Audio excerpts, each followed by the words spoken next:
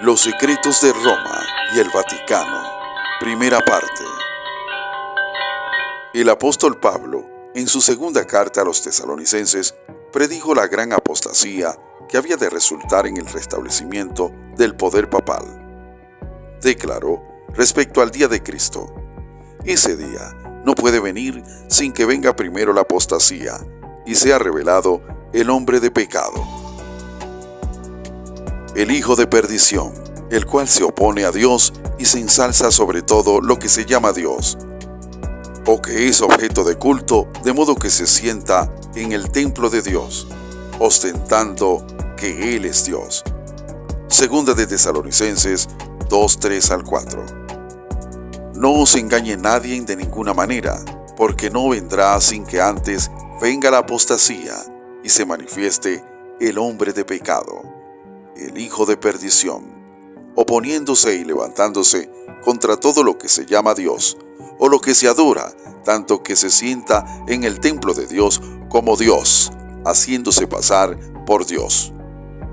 El apóstol Pablo advierte a sus hermanos que el misterio de iniquidad está ya obrando. Ya en aquella época veía el que se introducían en la iglesia errores que prepararían el camino para el desarrollo del papado. Poco a poco, primero solapadamente y a hurtadillas y después con más desembozo, conforme iba cobrando fuerza y dominio sobre los espíritus de los hombres, el misterio de iniquidad hizo progresar su obra engañosa y blasfema. De un modo casi imperceptibles, las costumbres del paganismo penetraron en la iglesia cristiana. El espíritu de aveniencia y transacción fue coartado por algún tiempo por las terribles persecuciones que sufriera la iglesia bajo el régimen del paganismo.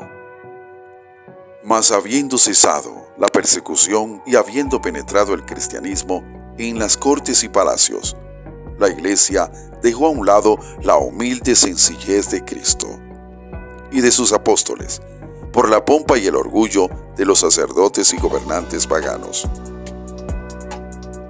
Sustituyó los requerimientos de Dios por las teorías y tradiciones de los hombres. La conversión nominal de Constantino a principios del siglo IV causó gran regocijo, y el mundo disfrazado con capa de rectitud se introdujo en la iglesia. Desde entonces, la obra de corrupción progresó rápidamente. El paganismo, que parecía haber sido vencido, vino a ser el vencedor. Su espíritu dominó a la iglesia. Sus doctrinas, ceremonias y supersticiones se incorporaron a la fe y al culto de los que profesaban ser discípulos de Cristo. Esta aveniencia entre el paganismo y el cristianismo dio como resultado el desarrollo del hombre de pecado, predicho en la profecía como oponiéndose a Dios y ensalzándose a sí mismo sobre Dios. Ese gigantesco sistema de falsa religión es obra maestra del poder de Satanás.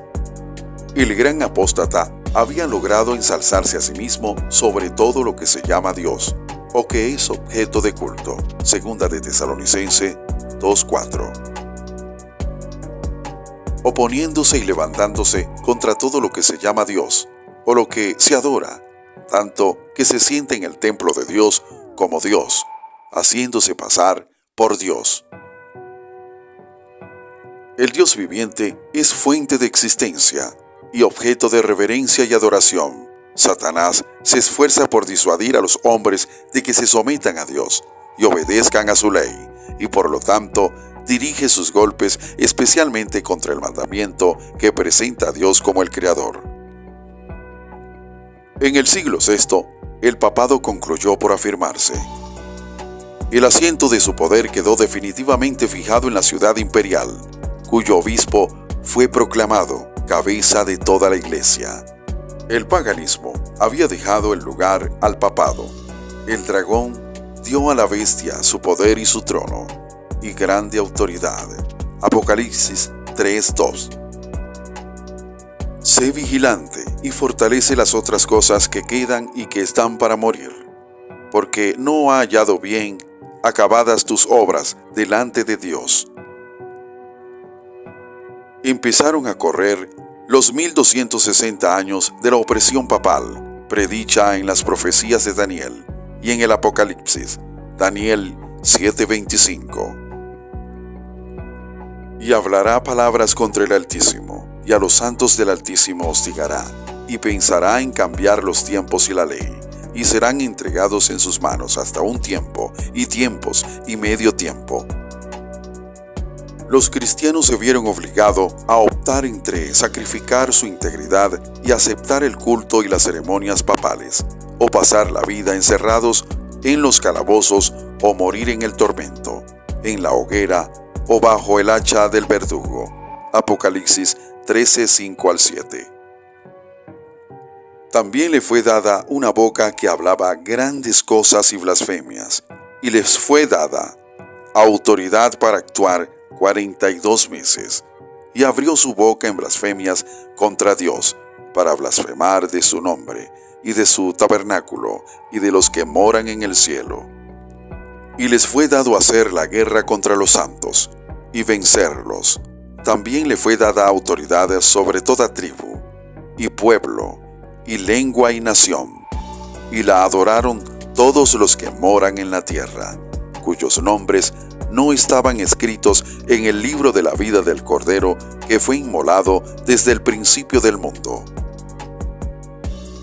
Seréis entregado aún de vuestros padres, y hermanos, y parientes, y amigos, y matarán algunos de vosotros, y seréis aborrecidos de todos por causa de mi nombre. Lucas 21:16-17. La persecución se desencadenó sobre los fieles con furia, jamás conocida hasta entonces, y el mundo vino a ser un vasto campo de batalla. Centenares de años la Iglesia de Cristo no halló más refugio que en la reclusión y en la oscuridad.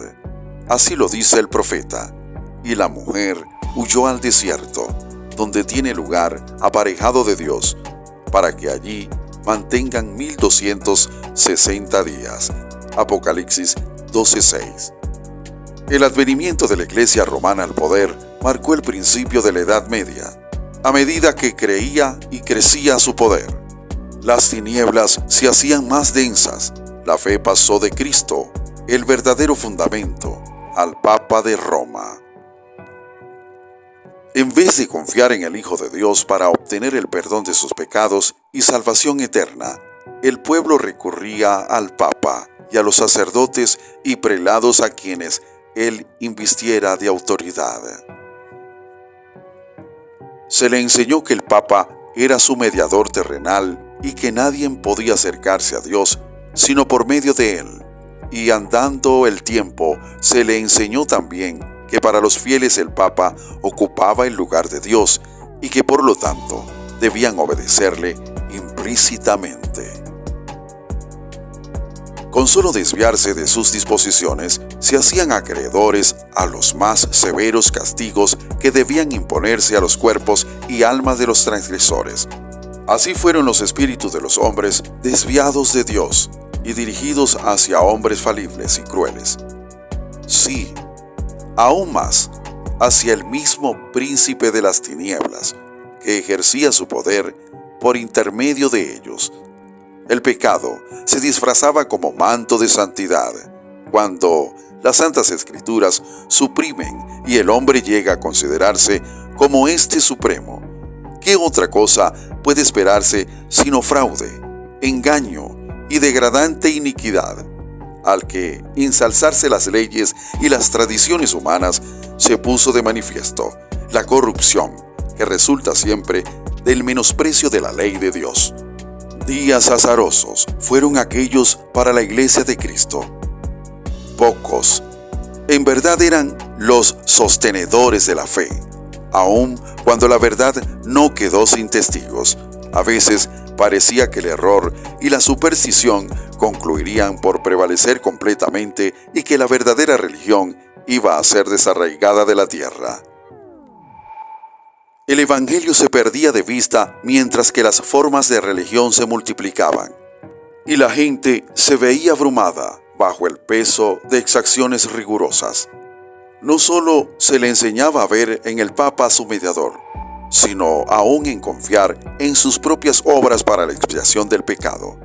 Largas peregrinaciones, obras de penitencia, la adoración de reliquias, la construcción de templos, relicarios y altares, la adoración de grandes sumas de dinero a la iglesia. Todo esto conllevaba a una nefasta corrupción dentro de la iglesia. Todas estas cosas y muchas otras parecidas les eran impuestas a los fieles para aplacar la ira de Dios o para asegurarse su favor, como si Dios, a semejanza de los hombres, se enojara por pequeñeces o pudiera ser apaciguado por regalos y penitencias. Síguenos en Presencia TV Edgar Castillo. Suscríbete y danos tu opinión. Será hasta otra nueva oportunidad. Yo soy el pastor Edgar Castillo. Dios te bendiga.